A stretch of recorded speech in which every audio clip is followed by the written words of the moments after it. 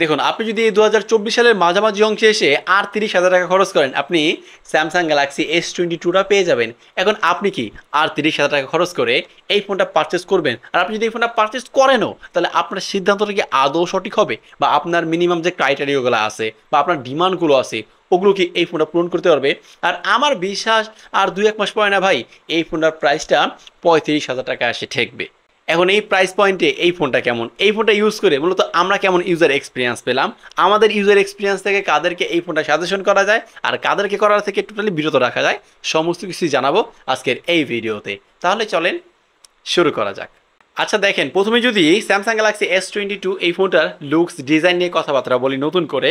দেখুন, Samsung Galaxy S22 ডিজাইনটা না পার্সোনালি আমার কাছে বেশ ভালোই লেগেছে। পেছনের দিকে যে আপনার ক্যামেরার বাম অ্যান্ড ক্যামেরার মডিউলটা আছে না, এটার কাছে আমার কাছে বেশ ভালোই আই কেসি লাগে। এখানে মূলত 3টা সেন্সর ইউজ করা হয়েছে। মেইন সেন্সরটা 50 মেগাপিক্সেলের, পাচ্ছেন আপনি 10 মেগাপিক্সেলের টেলিফটো লেন্স, যাতে আপনি 3x অপটিক্যালি জুম পাবেন। আবার সর্বশেষ আলট্রা ওয়াইড সেন্সর রয়েছে আপনার অ্যাজ ইউজুয়াল ফ্ল্যাশ। ফোনটার পেছনের দিকে প্রোটেকশন করতেছে Corning gorilla glass Victus plus, একইভাবে সামনের দিকেও কিন্তু কর্নিং গোরিলা গ্লাস ভিক্টাস প্লাসের প্রোটেকশন পেয়ে যাচ্ছেন। তবে ফ্রেমটা কিন্তু অ্যালুমিনিয়ামের। ফোনটা বেশ ছোটোখাটো, হ্যান্ডি, কম্প্যাক্ট একটা ফোন, এক হাতে খুব ইজিলি ব্যবহার করতে পারবেন। তো যাদের হাত ছোটোখাটো তাদের হাতে এই ফোনগুলো বেশ ভালোই মানাবে। তো আমার দিক থেকে এই ফোনের ডিজাইনটা আমার কাছে বেশ ভালোই লেগেছে। এখন যদি ডিজাইনের জায়গায় এই ২০২৪ সালে এসে ২০২২ সালের এই ডিজাইনটাকে পার্সোনালি আমি মার্ক দেই, তাহলে এই ফোনটাকে ডিজাইনের জায়গায় আমি দিব 10-এর মধ্যে 7। আমার কাছে এমনটাই মনে হয়েছে। আপনি স্যামসাং গ্যালাক্সি S22 এটার ডিজাইনকে 10-এর জায়গায় কত দিবেন সেটা অবশ্যই চাইলে আমাদের কমেন্ট সেকশনে জানানো। আচ্ছা, ডিজাইনটি স্কিপ করি। দেখেন, এই ফোনটার আমার কাছে মনে হয়েছে সবচেয়ে বেশি হাইলাইটপূর্ণ জায়গা হচ্ছে এটার ডিসপ্লেটা। ভাই, ডিসপ্লে থেকে যে এক্সপিরিয়েন্সটা পাইছি এটার প্রশংসা করতে আমি বাধ্যই হব। কারণ 6.1 ইঞ্চি একটা ডাইনামিক অ্যামোলেড 2x ডিসপ্লে ব্যবহার করা হয়েছে স্যামসাং গ্যালাক্সি S22তে। এই ফোনের ডিসপ্লেটা একদম এক্সট্রিম লেভেলের একটা এক্সপিরিয়েন্স দিয়েছে। এটা 120 হার্স রিফ্রেশ রেটের একটা ডিসপ্লে, পাশাপাশি এইটার ম্যাক্স পিক ব্রাইটনেসটা 1300 নিটস পর্যন্ত। এই ফোনটা আউটডোরে ব্যবহার করেছিলাম যখন, ডিসপ্লেটা দেখতে কোনো প্রকার কোনো সমস্যা মনে হয় নাই। একদম ডিরেক্ট সানলাইটেও এটার ভিজিবিলিটি আমার কাছে কোনো প্রকার কোনো ঘাটতি লাগে নাই। আর ডাইনামিক অ্যামোলেড 2x ডিসপ্লে, ভাই এখানে ঘটা করে না তেমন কিছু বলা নাই। এটার কালার অ্যাকিউরেসি, কালার কন্ট্রাস্ট এবং কালার রিপ্রোডাকশন এত বেটার লাগছে। আপনি যখন এই ফোনটা দিয়ে বিভিন্ন কন্টেন্ট দেখবেন বা কন্টেন্ট ওয়াচিং এক্সপিরিয়েন্সটা নেবেন, একদম এক্সট্রিম লেভেলের একটা পারফরমেন্স হবেন। অনেকটাই কালার রিপ্রোডাকশনটা একটু পাঞ্চি মাঞ্চে লাগতেছিল, অনেকটাই ভাইব্রেন্টভাবে এটা বিষয়বস্তু দেখাচ্ছিল। তো সেক্ষেত্রে কন্টেন্ট ওয়াচিং এক্সপিরিয়েন্সটা বেশ ভালোই পাওয়া যায়। আপনি খেয়াল করবেন স্যামসাং গ্যালাক্সি S22 না চিন ভেজেলগুলো একদম নাই বললেই চলে, মানে একদম চিকন জাগন সিমেট্রিক্যাল লাগে। নিচে একইভাবে কিন্তু আপনি সিকিউরিটি আনলকের জায়গায় আল্ট্রাসনিক ফিঙ্গারপ্রিন্ট পাচ্ছেন। ভাই এইটা জাস্ট টাচ করা মাত্রই আনলক হয়ে যাচ্ছিল। এটা এতটা ফাস্ট অ্যান্ড অ্যাকুরেট, আমরা ভেজা হাতেও যখন এটা দিয়ে আনলক করতেছিলাম তবুও কিন্তু কোনো ক্ষেত্রেই মিস করতে পারে নাই। প্রতিটা বাড়ি জাস্ট হালকা টাচ করার সাথে সাথেই আনলক হয়ে যাচ্ছিল এই সিকিউরিটির আল্ট্রাসনিক ফিঙ্গারপ্রিন্ট দ্বারা। তো যেহেতু এটা ডাইনামিক অ্যামোলেড ডিসপ্লে, এই ফোনটার পিপিআই ডেন্সিটি হচ্ছে 425 আর ম্যাক্স পিক ব্রাইটনেস 1300 নিটস। আবার এইদিকে রিফ্রেশ রেট দিচ্ছে 120 হার্টজ পর্যন্ত। পাশাপাশি এটা কিন্তু HDR10 প্লাসের সাপোর্ট আছে। তো এত কিছু মিলে আমরা এই ফোনটা থেকে যে ডিসপ্লের এক্সপিরিয়েন্সটা পেয়েছি না ভাই, সেক্ষেত্রে এইটার ডিসপ্লেটার প্রেমে পড়তে আমরা বাধ্য। আমি নিঃসন্দেহে বলবো আপনি এই ফোনের ডিসপ্লে থেকে যেরকম একটা এক্সপিরিয়েন্স পাবেন, আপনি অন্য কোনো ব্র্যান্ডের কোনো ফোন থেকে এটার মতো এক্সপিরিয়েন্স কখনোই পাবেন না। আর স্যামসাং তারা নিজেদের যেহেতু নিজেদের ডিসপ্লে বানিয়ে থাকে, এমন ডিসপ্লে তারা নিজেরাই তৈরি করে থাকে, আসলে এখানে না ঘটা করে তেমন আর কোনো কিছু বলার নাই। অর্থাৎ ডিসপ্লের জায়গায় স্যামসাং গ্যালাক্সি S22 এই প্রাইস পয়েন্টে এটা আমাদেরকে বেস্ট একটা ডিল দিচ্ছে। আচ্ছা, আমরা বুঝতে পারলাম যে ফোনের ডিসপ্লেটা ভালো। এখন পারফরমেন্সের কি হালচাল, পারফরমেন্সের জায়গায় কি এরকমই স্ট্রং একটা সাপোর্ট দিতে পারতেছে আমাদেরকে? আচ্ছা, সেটাই জানাচ্ছি। দেখুন, অপারেটিং সিস্টেমে স্যামসাং গ্যালাক্সি S22 এই ফোনটা রান করতেছে অ্যান্ড্রয়েড ভার্সন 14-এ, অর্থাৎ একদম লেটেস্ট অপারেটিং সিস্টেমে আপনি এই ফোনটা চালাতে পারবেন। আর স্যামসাংয়ের ফ্ল্যাগশিপ ফোনের আসলে বৈশিষ্ট্যটাই এমন, তারা মিনিমাম 4 থেকে 5 বছর আপডেট দিয়ে থাকে। তো সেক্ষেত্রে এটা মাত্র 2 বছর একটা আপডেট পেয়েছেন, আরও 2 থেকে 3 বছরের মতো আপডেট পেয়ে যাবেন। এই ফোনটার র্যাম হচ্ছে 8 GB আর স্টোরেজ 128/256, অর্থাৎ দুইটা ভেরিয়েন্ট পাবেন। আবার স্টোরেজ টাইপ হচ্ছে UFS 3.1। তো র্যাম ম্যানেজমেন্টের জায়গায় ভাই এইটা থেকে একদম buttery smooth and super smooth performance পাইছি। App open time, close time, multitasking, multi consuming বেশ ফাস্ট অ্যান্ড অ্যাকুরেটই ছিল। আমরা ব্যাকগ্রাউন্ডে অলমোস্ট 20টার মতো অ্যাপস রেখেও দেখলাম একই টাইমে খুব ইজিলি অ্যাপস থেকে অন্য অ্যাপসে মুভমেন্ট করা যাচ্ছিলো বা শিফট করা যাচ্ছিলো। তো সেই জায়গা থেকে র্যাম ম্যানেজমেন্টের জায়গায় এইটার পারফরমেন্স বেশ ভালোই পেয়েছি আমরা। আসলে টাচ করতেছিলাম যখন আসলে ফিল করা যাচ্ছিলো যেখানে যেহেতু এখানে 120 হার্জের প্যানেল ইউজ করা হয়েছে, তো এরকম একটা কম্বাইন এক্সপিরিয়েন্স পাবো, এটাও কিন্তু স্বাভাবিক। পাশাপাশি দেখুন এই ফোনের চিপসেটের জায়গায় ব্যবহার করা হয়েছে কোয়ালকমের 8 Gen 1 চিপসেট, যেটা 4 ন্যানোমিটার আর্কিটেকচারে বিল্ড আপ করা চিপসেট। ভাই এই ফোনের চিপসেটটা কিন্তু প্রচুর কন্ট্রোভার্সি আছে, কি এই ফোনের চিপসেটটা প্রচুর পরিমাণে হিট জেন করে। তবে বলে নেই, আপনার ইউরোপিয়ান ভেরিয়েন্টে বা ইউরোপ ভেরিয়েন্টের ফোনগুলো কিন্তু আপনার এক্সিনোসের চিপসেট ব্যবহার করা হয়। এখন আমি বলবো যদি ভাই ফোন কিনা চিন্তা ভাবনা করেন স্যামসাংয়ের, অলওয়েজ কলক্যাম চিপসেটওয়ালা স্মার্টফোন আপনারা অবশ্যই পারচেস করার চেষ্টা করবেন। এখন এইটাতে যেহেতু আপনার কলক্যাম 8 Gen 1 চিপসেটটা ব্যবহার করা হয়েছে, নিঃসন্দেহে এই ফোনের চিপসেটটা বেশ পাওয়ারফুল, পাওয়ার এফিসিয়েন্ট এবং ক্যাপেবল একটা চিপসেট। তবে ভাই পাওয়ার দেওয়ার সাথে সাথে না এই ফোনটা বেশ ভালো পরিমাণ গরম হচ্ছিল। দেখলাম ডে টু ডে লাইফে আমরা যখন এই ফোনের ডাটাটা ইউজ করতেছিলাম, তখনই এটা এত পরিমাণ হিট জেনারেট করতেছিল, হাতে রাখতে সমস্যা হয়ে যায়। আর যখন এই ফোনটা ক্যামেরা ইউজ করতেছিলাম বা গেমিং খেলতেছিলাম, তখন তো হিটিং ইস্যুর মাত্রাটা একদম এক্সট্রিম ছিল, তখন আসলে চালাতে কষ্ট হয়ে যাচ্ছিলো। আপনি কাবার ছাড়া নর্মালি, আমি এক কথায় বলবো, এটা হাতে ওরকমভাবে ইউজও করতে পারবেন না, আসলে এরকম পরিমাণ গরম হয়। এখন এই ফোনে দিয়ে ডে টু ডে লাইফের ক্ষেত্রে যা প্রেশার দিচ্ছে এটা নিতে পারবে, এটা স্বাভাবিক, কারণ এই ফোনের চিপসেটটা বেশ স্ট্রং একটা চিপসেট। আর গেমিং যখন খেললাম এই ফোনে দেখলাম পাবজিতে এই ফোনটা HDR এক্সট্রিম আর স্মুথ নিলে আপনি 90 FPS পর্যন্ত সাপোর্ট পাবেন এই ফোনটা থেকে। তবে তবে এইটা সত্যি পাবজি গেমটা ভাই এই ফোনটা দিয়ে যখন 7 মিনিট প্লাস প্লাস গেমিং করতেছিলাম, তখনই প্রচুর পরিমাণে হিটিং ইস্যু লক্ষ্য করছি, আর হিটিং হওয়ার সাথে সাথে প্রচুর ফ্রেম ড্রপের দেখাও লক্ষ্য করা যায়। তো পাবজি গেমটা না ভাই এই ফোনটা দিয়ে আমরা ওইরকম লং টাইম খেলি নাই, কারণ খেলবে কীভাবে, যেহেতু এত পরিমাণে হিট জেনারেট করতেছিল, এত হিটিং নিয়ে আমার মনে হয় না আসলে খেলার কোনো মানে পেয়েছি। পাশাপাশি অ্যাসপাল্ট 9 ক্ষেত্রেও দেখলাম ভাই খুব অল্প সময় 5 মিনিট পর পরে দেখলাম এইটা প্রচুর পরিমাণে হিট জেনারেট করতেছিল। তবে হিট জেনারেট করার আগ পর্যন্ত বেশ ব্যালেন্স এবং স্মুথ একটা পারফরমেন্স পাইছি। হিটিং হওয়ার সাথে সাথেই এটা থেকে আর ফ্রেম ড্রপের দেখা লক্ষ্য করা যায়, আর এটা করবো, এটা কিন্তু স্বাভাবিক। তবে ডে টু ডে লাইফের ক্ষেত্রে মোটামুটি এটা চালিয়ে নেওয়ার মতোই ছিল।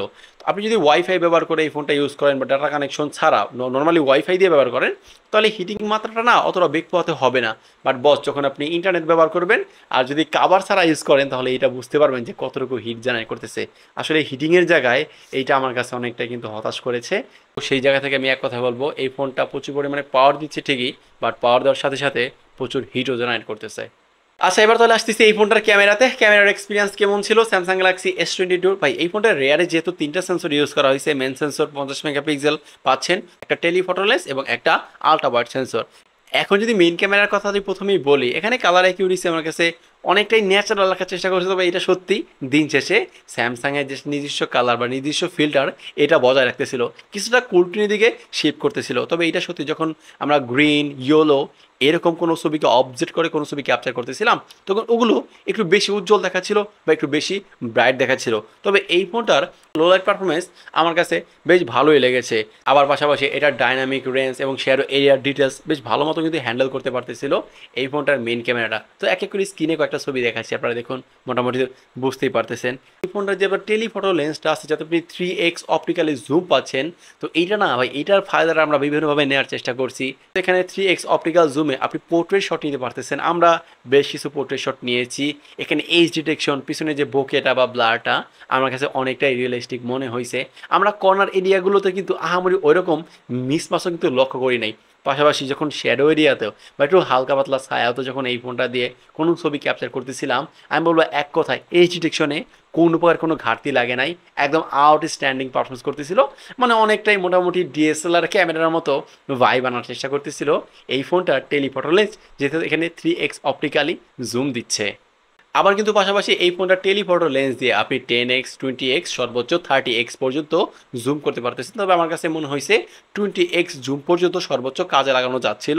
তবে এই ফোনটা 10x এর ফটো কোয়ালিটি আমার কাছে বেশ ভালোই লেগেছে। তো এই ফোনটা টেলিফটো লেন্স দিয়ে আমরা যা ছবি ক্যাপচার করছি, আমার কাছে প্রতিটা ছবি বেশ ভালোই লেগেছে, হোক এটা আউটডোর কন্ডিশনে বা ইনডোর কন্ডিশনে।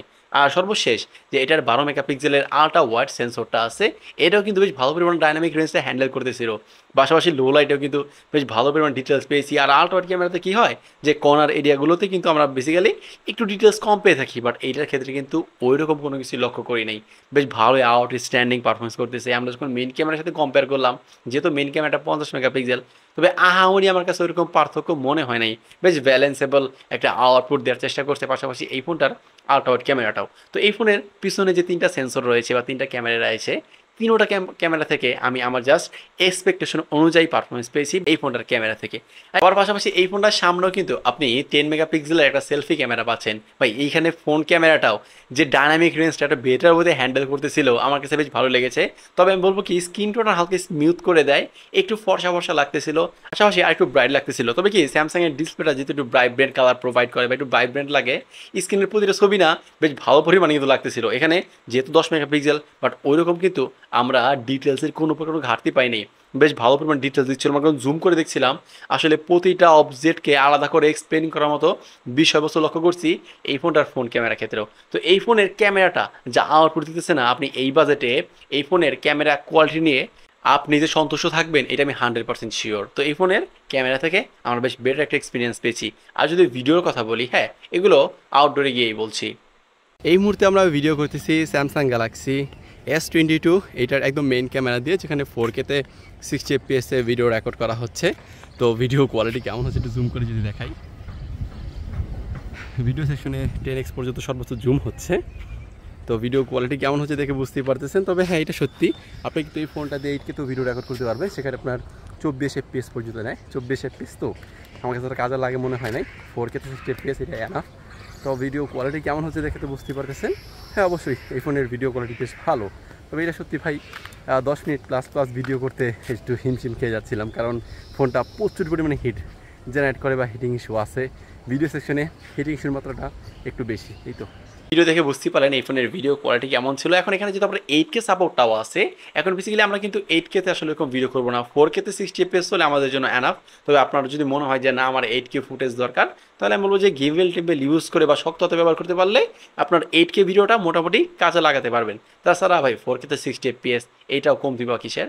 তো অবশ্যই ভিডিও ফুটেজ দেখে বুঝতেই পারলেন। তবে এটা সত্যি ভাই এই ফোনটা ভিডিও করলে প্রচুর পরিমাণে হিট জেনারেট করে, আসলে এইটাই হচ্ছে এইটার অন্যতম বড় একটা ড্রব্যাক।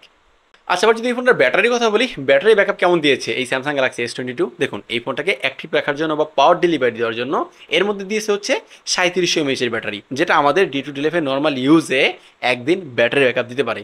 আপনি যদি নর্মাল ইউজ করেন, টুকিটাকি ইউজ করেন, তাহলে এই ফোনটা আপনাকে একদিনের মতো ব্যাটারি ব্যাকআপ দিতে পারবে। তবে রাব অ্যান্ড টাপ ইউজ করলে ভাই এইটা আপনাকে কখনোই একদিনের মতো ব্যাটারি ব্যাকআপ দিতে পারবে না। আর যদি তবুও এই ফোনটার স্ক্রিন অন টাইমের কথা বলি, এই ফোনে ফুল চার্জ করে নিয়ে আপনি এই ফোনটা থেকে সর্বোচ্চ স্ক্রিন অন টাইম পেয়ে যাবেন 5 ঘন্টার মতো। আর যদি গেমিং করেন, সর্বোচ্চ 4 ঘন্টা গেমিং করতে পারবেন আপনি স্যামসাং গ্যালাক্সি S22 থেকে। তবে এই ফোনের ব্যাটারিটাকে চার্জার জন্য এতে 25 ওয়াটের একটা ফাস্ট চার্জিং সাপোর্ট করতেছে, পাশাপাশি আপনার 3.0 PD চার্জার সাপোর্ট করবে। আমরা 3.0 PD চার্জার দিয়ে ফোনটা চার্জ করে দেখলাম, 0 to 100% চার্জ হতে এই ফোনটা 1 ঘন্টা 10 মিনিটের মতো সময় নিয়ে নিচ্ছে। আচ্ছা, এবার যদি এই ফোনটা আরও কিছু বিশেষ পয়েন্টে আসি, দেখুন সিকিউরিটি আনলকের জায়গায় যেটা বললাম, এখানে ইন ডিসপ্লে ফিঙ্গারপ্রিন্ট দিচ্ছে, যেটা আলট্রাসনিক সেন্সর, মূলত এটা জাস্ট টাচ করার সাথে সাথেই আনলক হয়ে যাচ্ছিল। পাশাপাশি এই ফোনে কিন্তু স্টোরি স্পিকার আছে, সাউন্ড কোয়ালিটি আমি বলবো একদম ডিসেন্ট লেভেলের পেয়েছি, ফুল ভলিউমে ফুল বেজে, কোনো প্রকার কোনো ডিস্ট্রাকশন পাই নাই আমরা স্যামসাং গ্যালাক্সি S22 থেকে। পাশাপাশি এই ফোনে কিন্তু IP রেটিং হিসেবে 68 প্রোভাইড করছে, এইটা পানির নিচে সার্ভাইভ করতে পারবে। 1.5 মিটার হচ্ছে তার সর্বোচ্চ সীমানা, আর সর্বোচ্চ সময় সীমা হচ্ছে 30 মিনিট পর্যন্ত। তো এই তো ছিল এই ফোনটার ওভারলুকস, ডিজাইন, কনফিগারেশন এবং পারফরমেন্স 2024 সালের মাঝামাঝি অংশে কেমন দিচ্ছে সেটা আমার ইউজার এক্সপিরিয়েন্স থেকে আপনাদেরকে জানিয়েছি। এখন আমার ইউজার এক্সপিরিয়েন্স কি বলে, এই 2024 সালে এসে 35,000 টাকা ধরেন বা 38,000 টাকা ধরেন, এই প্রাইস পয়েন্টে কি এই ফোনটা পার্সোনালি আমি আপনাদেরকে সাজেশন করবো, নাকি এর সাথে অন্য কোনো ফোন আপনাদেরকে সাজেশন করবো যেটা এটাকেও বিট করতে পারবে বা এর সাথে বেটার হবে? দেখুন ভাই, এই ফোনটা না ধরতে গেলে আমার দিক থেকে ঠিকঠাকই লেগেছে। আপনি যদি ডে টু লাইফে নর্মাল ইউজ করতে চান, আর আবার পাশাপাশি আপনার ক্যামেরার ক্ষেত্রে ডিমান্ড আছে, তাহলে আমি বলবো যে আপনি অবশ্যই স্যামসাং গ্যালাক্সি S22টা দেখতে পারেন। কারণ এইটাতে ক্যামেরার এক্সপিরিয়েন্স ভাই এতটা বেটার পাইছি, আমার কাছে মনে হয় নাই যে এই প্রাইস পয়েন্টে এটার মতো আউটপুট অন্য কোনো ফোন এটার মতো ক্যামেরার আউটপুটটা দিতে পারবে। তো ক্যামেরার জায়গায় এটা আমাকে বেশ হ্যাপি করেছে, পাশাপাশি হ্যাপি করেছে এই ফোনের ডিসপ্লেটা। ভাই কন্টেন্ট ওয়াচিং এক্সপিরিয়েন্সটা একদম এক্সট্রিম লেভেলের পেয়েছি, কোনো প্রকার কোনো ঘাটতি পাই নাই এই ফোনের কন্টেন্ট ওয়াচিং এক্সপিরিয়েন্সের জায়গায়। কারণ এটার যে ম্যাক্স পিক ব্রাইটনেসটা, স্টোরি স্পিকার আছে, চিন ভেজেলগুলো এত পরিমাণ ন্যারো, সেক্ষেত্রে এটা কিন্তু একটা সুনাম গাইতেই হবে। তো এগুলো হচ্ছে প্লাস পয়েন্ট। তাহলে মাইনাস পয়েন্টটা কি? মাইনাস পয়েন্টটা হচ্ছে এই ফোনটা প্রচুর পরিমাণে হিট জেনারেট করে, পাশাপাশি এই ফোনের ব্যাটারি ব্যাকআপটা আরও স্ট্রং হওয়া উচিত ছিল আমার দিক থেকে। তো এই দুইটা হচ্ছে মূলত এই ফোনটার অন্যতম ড্রব্যাক। এখন আপনি যদি এই দুইটা বিষয় আপোস করতে পারেন বা মানিয়ে নিতে পারেন, তাহলে কম্প্রোমাইজ করতে পারলে আসলে এটা অবশ্যই আপনাকে সাজেশন করার মতো একটা ফোন। যদি আপনার মনে হয় যে না, আমার বেশি ব্যাটারি ব্যাকআপ দরকার হবে আর হিটিং ইস্যুটা আপনার এতটা মানে বেশি ভালো লাগে না, বা ফোন গরম হলে পরে আপনার এত ভালো লাগে না, তাহলে অবশ্যই আপনি এই ফোনটা স্কিপ করে যান। কারণ এই ফোনটা ভাই দিন শেষে বলবো, ক্যামেরা ইউজ করলে প্রচুর হিট জেনারেট করে, গেমিং করলেও কিন্তু প্রচুর হিট জেনারেট করে। তো এই হচ্ছে মূলত এই ফোনের ব্যাপারে আমার মতামত, এখন আবার অভিমত। এখন ওই দিন শেষে কেনা না কেনা এটা তো আপনার উপর থাকবে, যেহেতু টাকাটা আপনার। তো এই হচ্ছে আজকে ভিডিওটা। তো আজকে ভিডিও এই পর্যন্তই। যদি ভিডিওটা ভালো লাগে অবশ্যই একটা লাইক করে দিন। আর আপনি যদি এখনও আমাদের এই ছোট্ট পরিবারের সদস্য না হন, সাবস্ক্রাইব করে সদস্য হয়ে যান। আর আপনারা কি স্যামসাং গ্যালাক্সি S22 সাথে আইফোন 11 একটা কম্পারিজন চান কিনা সেটা কমেন্ট সেকশনে জানিয়ে যান, যেহেতু এই দুইটা ফোনের প্রাইসই সেম। সো ভালো থাকবেন, সুস্থ থাকবেন, আল্লাহ হাফেজ।